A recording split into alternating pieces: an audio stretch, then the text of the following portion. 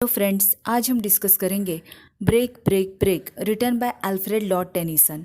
Alfred Lord Tennyson ये एक Victorian poet थे और आज जो हम डिस्कस करने वाले हैं वो एक एलेजी है जो टेनिसन ने अपने दोस्त आर्थर हैलम की मौत पर लिखी थी। इसे लिखा गया था 1835 में और इसे पब्लिश किया गया था 1842 में। So let's begin. Break break break on the cold grey stones O sea. अब पोइट जो है वो समुद्र के किनारे बैठे समुद्र की लहरों से कह रहे हैं, समुद्र से कह रहे हैं कि तुम्हारी जो लहरें हैं ब्रेक ब्रेक ब्रेक उन्हें तोड़ो on the cold grey stones O sea. किस पर? जो कोल्ड ग्रे स्टोन्स रखे किनारों पर, उन पर। क्यों? क्योंकि ये जो कोल्ड ग्रे स्टोन्स है ये रिप्रेजेंट करते हैं पोइट के दर्द से सख्त हुए दिल को, जो कि अपने दोस्त की मौत का दुख जो है वो बयां नहीं कर पा रहा है। तो इसलिए पोइट जो है वो समुद्र से कह रहे हैं कि इन कोल्ड ग्रे स्टोन्स पर जो है तुम अपनी लहरों को तोड़ो ताकि ये ब्रेक हो सके।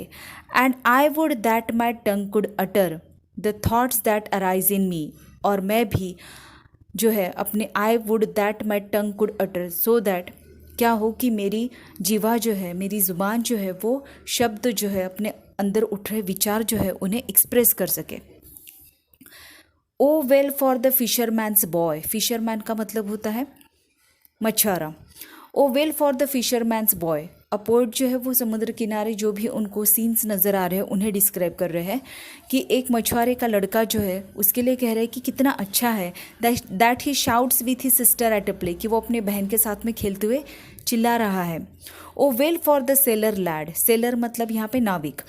तो अब पोइट कह रहे हैं कि वो नाविक का जो यंग लड़का है, लैड मतलब यंग बॉय, यंग लड़का है, that he sings in his boat on the bay, कि वो समुंदर में बोट पर बैठे हुए गाना गा रहा है। कितना अच्छा है। अब इस स्टांजा से ये पता चलता है कि पोइट ये ऑब्जर्व कर रहे हैं कि समुद्र के किनारे के जो लोग हैं वो अपनी जो भी उनके अंदर की खुशी उसे एक्सप्रेस कर पा रहे हैं, और प्रॉब्लम यह है कि पोइट अपना दुख एक्सप्रेस नहीं कर पा रहे हैं।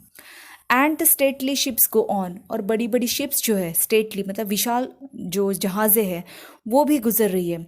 To their haven under the hill. Haven का मतलब होता है सुरक्षित स्थल। तो वो अपने सुरक्षित स्थल पर जा रही है, अंडर द हिल पहाड़ी के नीचे। But O for the touch of a vanished hand. Vanished का मतलब होता है गायब, लेकिन गायब हो चुके उस हाथ का जो स्पर्श है वो मुझे नहीं मिल रहा है। And the sound of a voice that is still. और जो आवाज़ मैं हमेशा सुनता था अब वो खामोश हो चुकी है।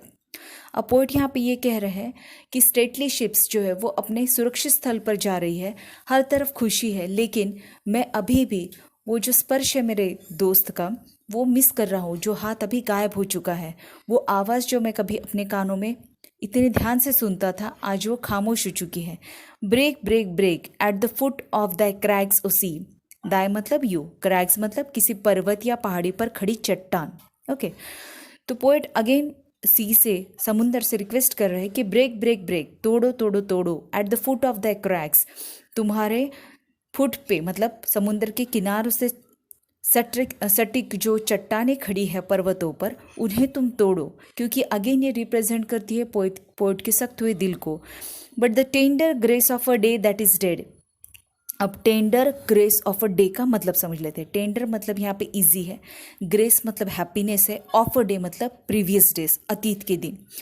तो अतीत के दिनों की जो खुशी है दैट इज डेड, जो अब खत्म हो चुके, डेड मतलब खत्म हो चुके हैं, will never come back to me. अब वो वापस मेरे पास में कभी नहीं आ सकती, या मुझे वो दिन, वो अतीत कभी नहीं मिल सकता जब मेरा दोस्त मेरे साथ में था। तो इस तरीके से पोइट ने अपना दुख जो है वो इस एलेजी के थ्रू बयां करने की कोशिश की है। So I hope you understood the analysis. अगर एनालिसिस अच्छा लगा हो तो don't forget to subscribe to the channel and hit the like button.